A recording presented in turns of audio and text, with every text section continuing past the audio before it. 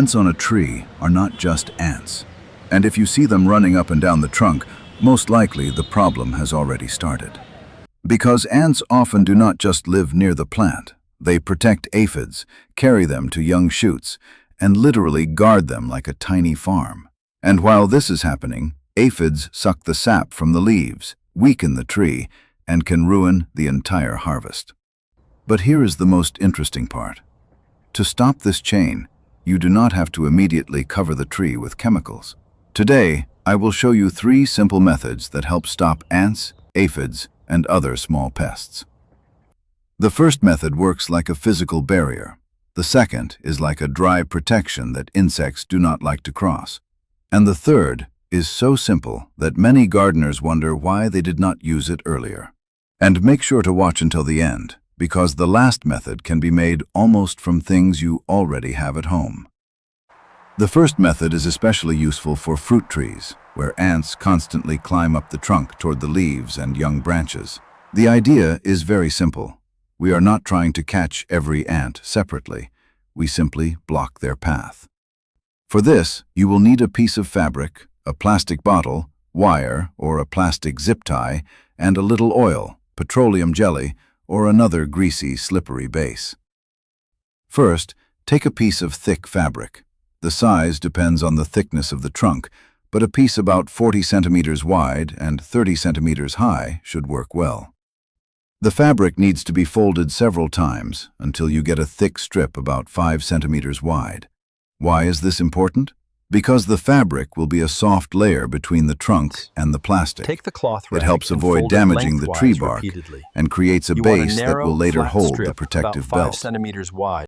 Now wrap this fabric around the trunk at a height of about 30 centimeters from the ground. Not too low, so the barrier does not get covered with soil and leaves, but not too high either, so the ants do not find another way around through grass or side branches.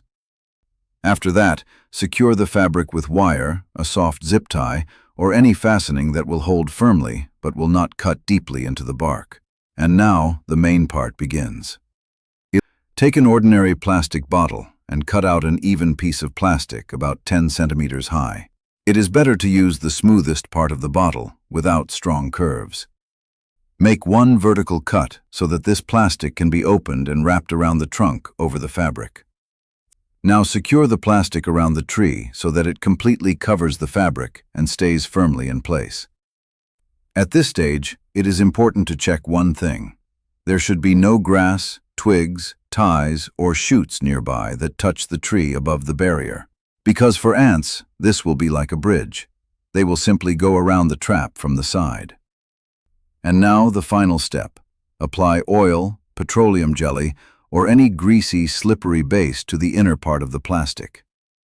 For ants, this kind of surface becomes almost impossible to cross. They try to climb up, but they cannot properly grip the greasy plastic.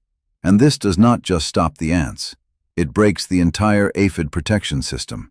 When ants stop climbing to the young leaves, the aphids become much weaker and more vulnerable. But this method has one important point. It needs to be checked about once a week.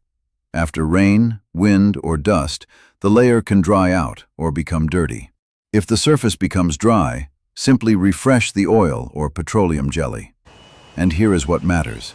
This method does not require expensive products, does not damage the tree, and works exactly where the problem begins, on the ant's path to the crown. But if ants are not only moving along the trunk, but also appear around garden beds, bushes, or at the base of plants, then you need the second method. And it is even simpler. Method 2.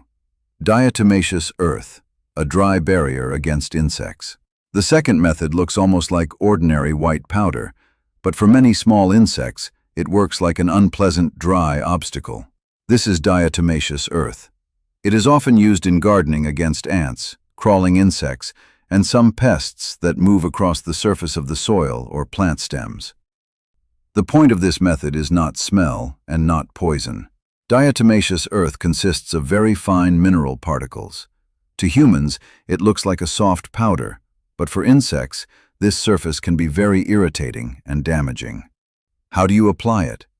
The simplest option is to make a dry, protective circle around the tree trunk, around the base of a bush, or around a plant that is suffering from ants and aphids. Sprinkle a thin strip of diatomaceous earth around the base of the plant. There is no need to make a huge pile. It is better to make a neat, dry ring that insects will have to cross. You can also lightly dust the places where ants are actively moving: paths, cracks in the soil, the edges of garden beds, or the area near an anthill. But there is one important point here. Diatomaceous earth works best when it is dry. After rain or watering, its effectiveness decreases, so the layer needs to be renewed. And one more important point: do not spray it into the air and do not breathe in the dust. It is better to apply it carefully, in calm weather, and not cover flowers where bees and other beneficial insects are working. This method is good because it does not require a complicated structure. If the first method is a barrier on the trunk, then the second is a barrier on the ground. But there is a problem. Sometimes ants and aphids are already sitting on young shoots. They have already reached the leaves, and then one barrier may not be enough. This is where the third method is needed, the simplest, fastest, and easiest to understand. It can be used directly when the pests are already on the plant. Method 3. Soap solution against aphids and soft-bodied pests. The third method is an ordinary soap solution. It sounds too simple, but that is exactly why many people underestimate it. Aphids, whiteflies, and some soft-bodied pests have delicate bodies. A soap solution helps wash them off the plant and disrupts their protective layer. So, when used correctly, it can quickly reduce the number of pests on leaves and young shoots. To prepare it, you can take 1 liter of water and add about 1 teaspoon of liquid soap without strong fragrances or aggressive additives. It is better to use mild household soap or natural soap, not a product with bleach, chlorine, or strong chemicals. Mix the solution well and pour it into a spray bottle. Now, carefully inspect the plant. Aphids most often hide on the underside of leaves, on young green shoots, and at the tips of new branches. You should not spray only from above, but exactly where the pests are sitting. Treat the underside of the leaves, young shoots, and the areas where you can see clusters of aphids. Leave the solution on the plant for a few hours, and then, if necessary, gently rinse it off with clean water, especially if the plant is delicate or standing in strong sun. It is better to do this treatment in the morning or evening when there is no heat and no direct scorching sun. This reduces the risk of burning the leaves. And here it is important to understand: a soap solution will not solve the problem forever if ants continue carrying new aphids onto the tree. That is why the strongest result comes not from one method, but from a combination.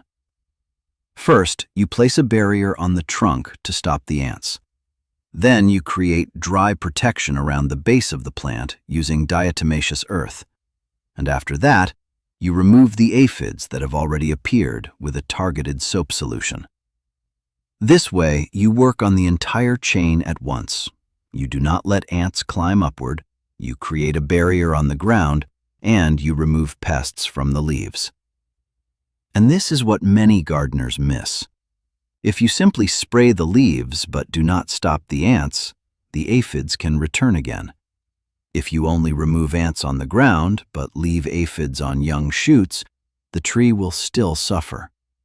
But if you place a barrier, refresh it once a week, and treat the already infected areas directly, the result will be much more noticeable. The main thing is to inspect the tree regularly. Look at the young leaves. Check the underside of the leaf. Pay attention to whether ants are running up the trunk. And if you see active movement, start with the barrier, because ants often show the problem before you notice damaged leaves. And sometimes one simple belt made from fabric, a plastic bottle, and oil can save a tree better than expensive products from the store. Try these 3 methods in order, especially if your trees already have ants, aphids, or sticky leaves. And in the next video, I will show you several more natural ways to protect the garden that help plants recover without strong chemicals.